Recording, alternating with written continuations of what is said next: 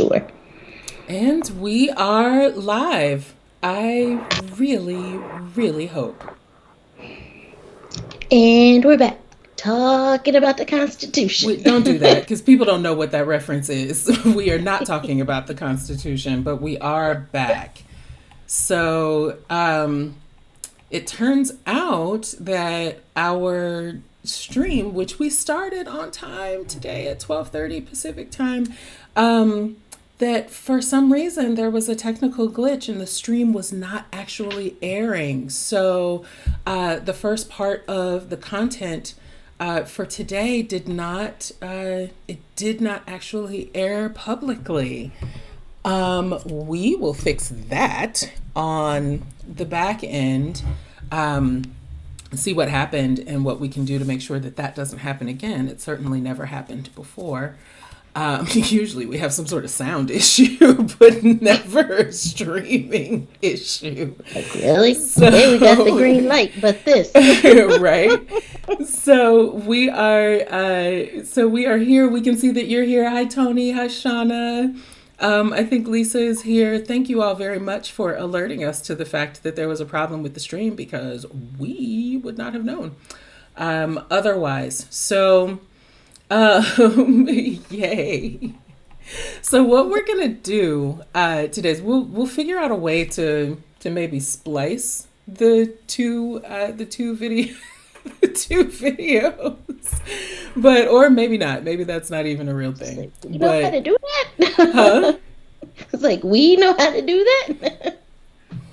About Like, that. this half of we don't About know. that. Yeah. So what we're going to do is we will have an even more abbreviated conversation about pour over wills today. We'll introduce ourselves quickly for those of you who are just joining us and who might be new to the channel. I am Jill Bates Moore. I am one half of Dahlia Law Group, which is a small but mighty law firm in Oakland, California, where we help people to plan for what matters. We believe that there are Black people in the future. We believe that there are women in the future. We believe there are trans people in the future. There are queer people in the future. There are gender nonconforming people in the future. There are differently abled people in the future, and all of us deserve to have a legacy that meets us there.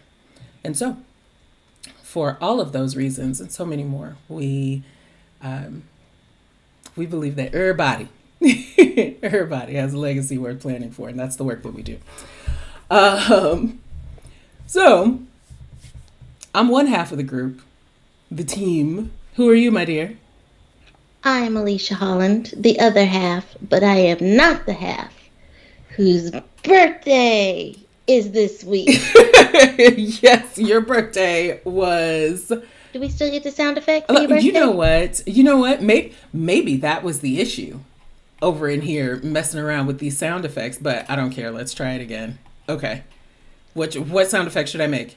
Applause! Okay, we're gonna applause. Look at that. Look at that. This is a birthday clap. One time for the birthday girl. Yes, one time for the birthday chick. Look at that.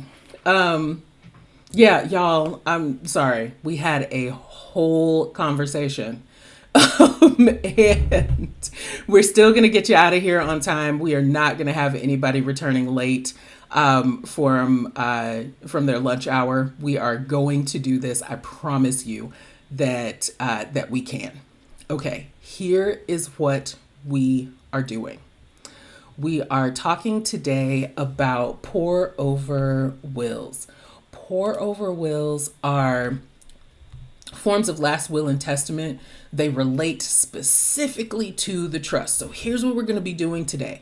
Today, we're going to talk about how the pour over will relates to the trust. That's going to be our focus. When, in a couple of weeks, we will talk about wills, like a last will and testament, as an estate planning tool, right? But we're not going to do that today because today we are finishing up in some ways, the conversation that we've been having over the past several weeks about what a trust is, how it works, and what you can do with it. And the pour over functions of the pour over will relate specifically to that. So we want to tie the conversation down in that way. When we were apparently recording but not broadcasting, Alicia gave an excellent overview of what a pour over will is. Marty, I can do it again. Yeah, you're gonna have to, and you're gonna have to do it faster because we have maybe 15 minutes, 15-ish minutes. Do it. So let's Tag get it me in. Yeah, should we stack hands? We'll stack hands. Tag. All right. All right, let's roll. What's a pour over will, friend? So what a pour over will is it is a companion tool that works alongside of the trust. A way to think about a pour over will is the document typically has that title, pour over will, such that if somebody only got that first page of the pour over will, it would immediately signal to them, there's a trust out here somewhere and I need to go find it. And so with the pour over will, what is happening is when a person dies, their estate is split in two. Trust estate is going to be all of the assets that are in their trust. The other things are going to be what's called their probate estate. And the pour over will is, when we're saying the word pour over, it's Pour over. So think like, I'm a coffee girl. So a pour over coffee is what we're talking about. But instead of we're pouring it over into the coffee pot, we are pouring it over into the trust. And so the pour over will functions to say, if there are any assets out there that I did not get into my trust for some reason, I forgot about them, I didn't get around to it, or I didn't know that I owned this thing, transfer it over to my trust so that it can be disposed of according to the instructions of my trust, which is about that probate avoidance part that we talked about with the trust. This is keeping those assets, out of probate. The other thing that the pour over will does is that sometimes you will have a probate that is open not because of assets, but because of debts.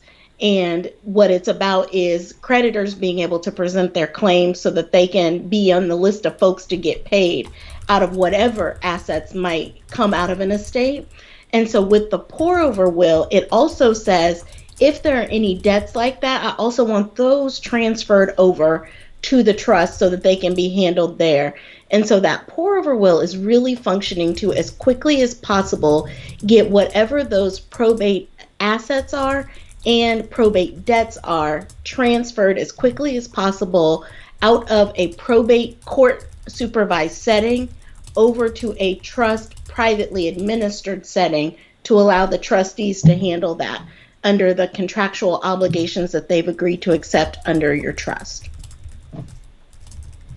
Yeah, the bodyguarding function of the pour over will is really why it exists. Now, okay, a will, some of you already know, either on your own or because you've heard us say it before, that a will is going to have to go through the probate process. That's true. A pour over will is also going to have to go through the probate process. But what we need you to know is that all probates are not created equal. So probate as the process for handling all of my final affairs that's a big old thing, right? But there are all manner of probates that don't have to be that big old thing. Okay. And so having a pour over will that is just going to pour over the asset or assets into the trust so that they can be handled according to the trust terms is a whole different ball of wax than a probate that actually has the job of getting those assets to the end recipients. Okay, so another way that a pour over will stands bodyguard for the trust is actually if the trust itself is defective. I will give you what I hope is a ridiculous hypothetical. One, let's I see. love ridiculous hypos. Let me think of it. Let me think of it. Okay. Here's one that I actually like to use. So Alicia will be bored by this one, but I still hope that it's ridiculous. Um, the state of California says, let's hypothetically say that, you know what, in these crazy times, our budget shortfalls for the California courts are just, they're too much to bear. And so Paycheck a little short of the we, month. yeah, so we as the state of California are not going to recognize trusts anymore. No more trusts, right? We are going to require everybody to go through the probate process because, not to put too fine a point on it, we need that dough. We need the money. Well, you have done your good work. You have done your good legacy and estate planning, and you have made your legacy and estate plan to center around a revocable living trust, a probate avoidance trust. The trust can't be enforced now in this hypothetical. So what do you do? The pour over will. That is what we use. So one of the things that the pour over will do is say, you know what? If this trust cannot be enforced for some reason, still take its terms and scoop them out, just like you would scoop out some ice cream. Scoop them out and put them into this will, into this pour over will, and carry them out. Okay? So that the decisions that you made are still carried out, even though the vehicle, the tool that you created in order to accomplish that cannot be used. Tell me if that makes sense to you. We're going to scoop it out and drop it right into the pour over will and carry it out according to the power of the pour over will. We call that incorporating by reference. Anytime you hear or see the term incorporating by reference, lawyers like to use this phrase. I mean, it's a It popular means lawyer staple phrase. it to the back. It means scoop it out and and drop it right into the other container or staple it or whatever. But scoop it out and drop it right in there. That's what to incorporate by reference means. So that is one of the functions of the pour over will. So you've got two major protections already. You've got the I left something out of the trust, and I remembered that Jill and Alicia told me that anything that the trust doesn't own, the trust can't control. And so, oops, I died without this. I died without this asset being in the trust. The pour over will says pour it over. By power of this will, pour it over into the trust and handle it according to the trust terms. But it even goes so far as to say, even if something is wrong with this trust, still carry out the trust terms to the extent that they lawfully can be. There is also another way that the pour over will sort of operates as a protector, right, of the trust terms, or really of your trust, of what would be your trust estate, and that is by operating as a will. And we'll talk more about what wills are, what's required to create one, how a will can work as your primary estate planning tool. We'll talk about that in a couple of weeks. But here, what you need to know is that a will, the pour over will, is still a will. So even if we can't, what? We can't pour it Pour over, it over. right? And even if we can't, what? Melon ball it. Right? Then we can still have it pass according to the power of the will. So Those I think are those three things make the pour over will a really, really powerful tool. It is not a substitute for a trust. Hopefully, you can see how the trust still needs to be the trust if that's the center of your planning, and you have made an informed decision that the trust is the best tool to build your legacy and estate plan around, then that's still going to be true. A pour over will is not going to be a substitute for that trust, but man, it sure does beef it up. Yeah, it's also important to think of it as the pour over will is not a substitute for properly funding your trust. Right. Because Yeah. Yeah. Yeah. one thought process could be, oh, well, I'll just set up my trust and set up the pour over will, but I don't have to do the work of funding it because this backup is here that they can handle it later.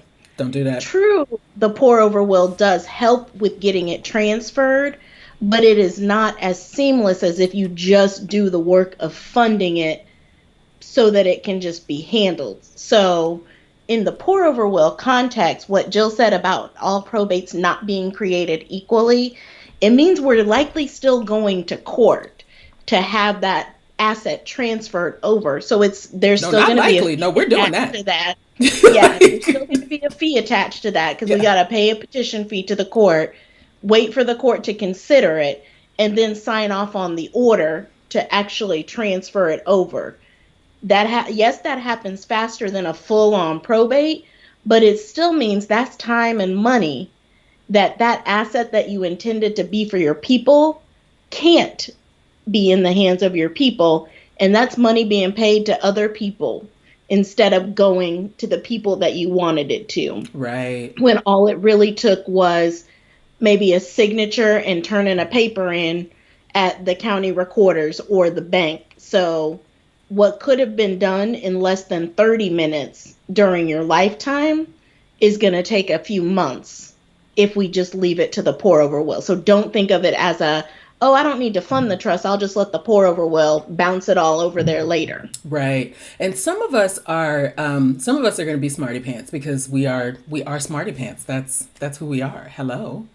And so our smarty pants recollection is going to take us to the episode where we talked about durable powers of attorney.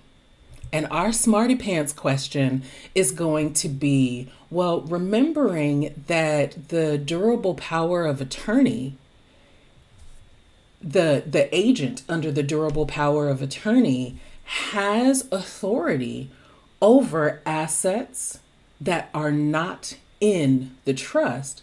I remember that from that episode. So why come?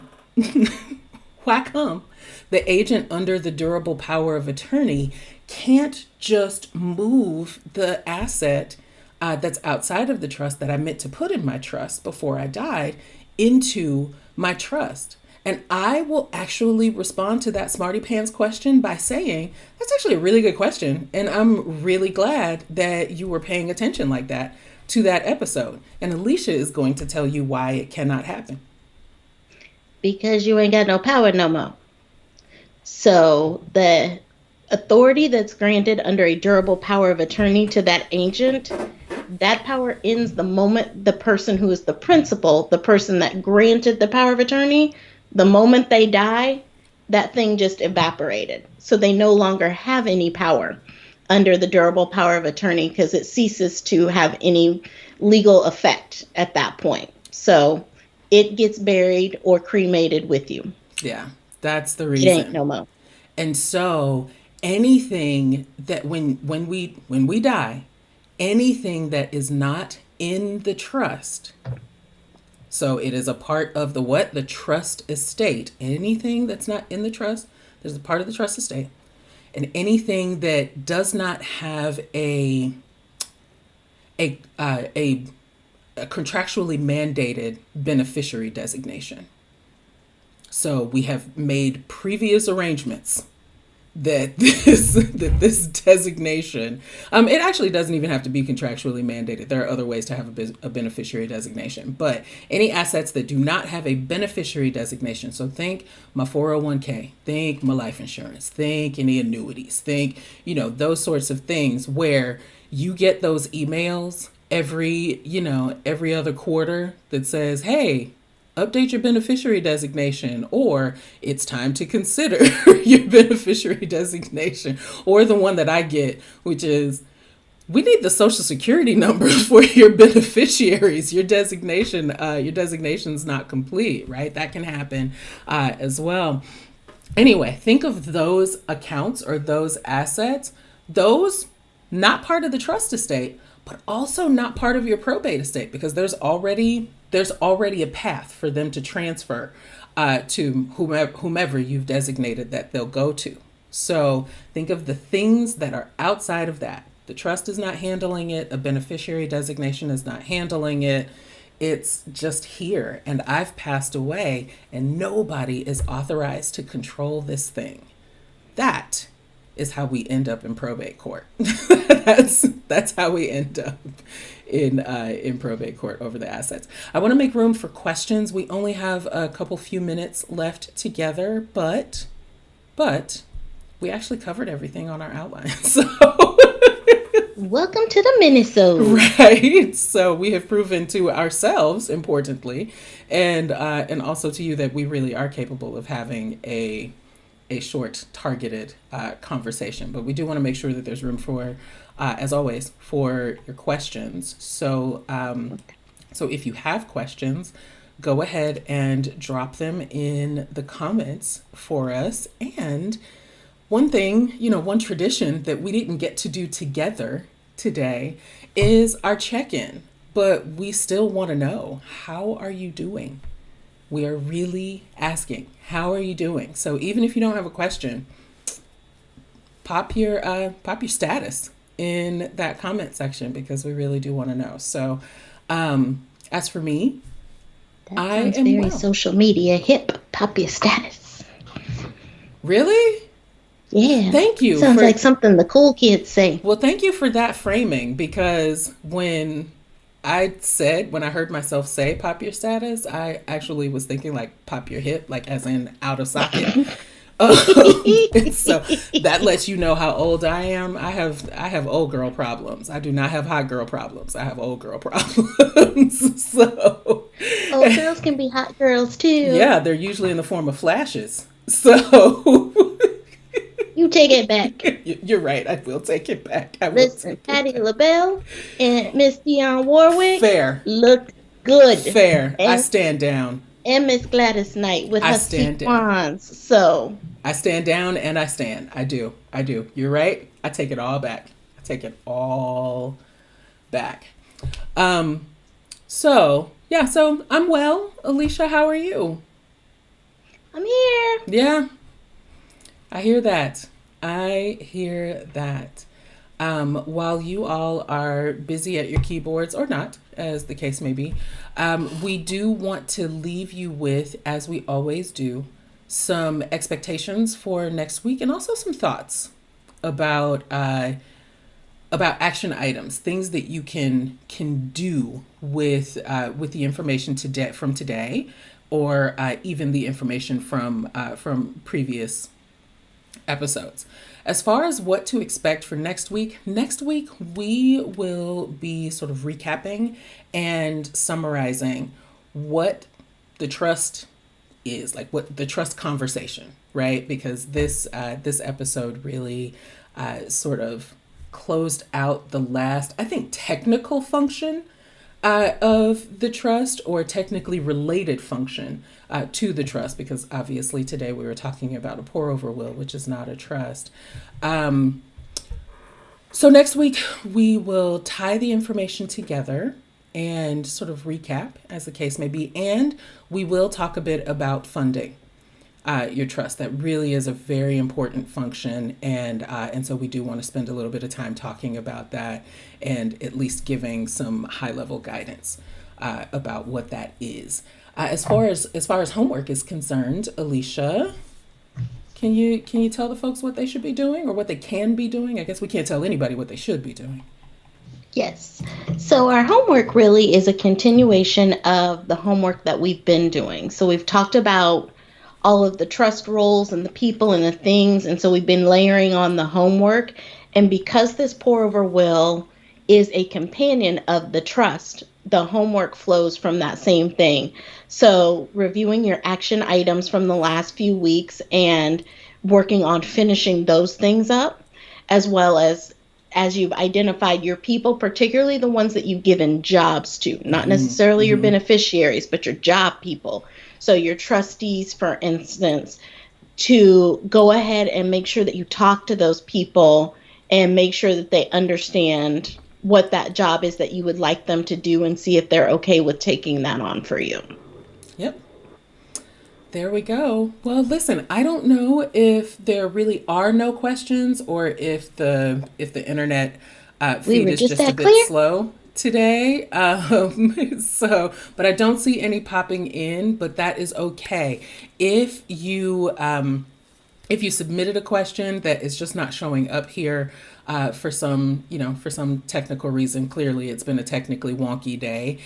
That's okay. You're not out of time. Or if you don't have a question right this moment, but one comes up for you later, you can feel free always to reach us. On Instagram, we are at Dahlia Law Group, and Dahlia is spelled just like the flower, Dahlia. It should be right there on your screen right now. We're at Dahlia Law Group. You can reach us there. You can comment. You can DM us there. You can also email us. We're DLG at Dahlia Law Group. .com and of course if you just want to talk, right, schedule an appointment with us. You can do that directly on our website. Our calendar is up to date pretty much at all times on our website. Just go to www.dahlialawgroup.com. All And right. the link for our website and calendar is also available on Instagram. So if all you remember is Dahlia Law Group on Instagram, it'll take you to all those other places. Okay. Perfect. Yeah. Is that new? Did Yeah, we? couple weeks. Is We that have a new link thing? tree. It's all on the link tree. There are buttons. What's a link tree? Never mind. Tell It's me this offline. Okay. All right, you all. Have a great day. We will see you next week on Wednesday, 12:30 p.m. Pacific Standard Time. And yeah, we'll look forward to seeing you right back here then. All right, take care.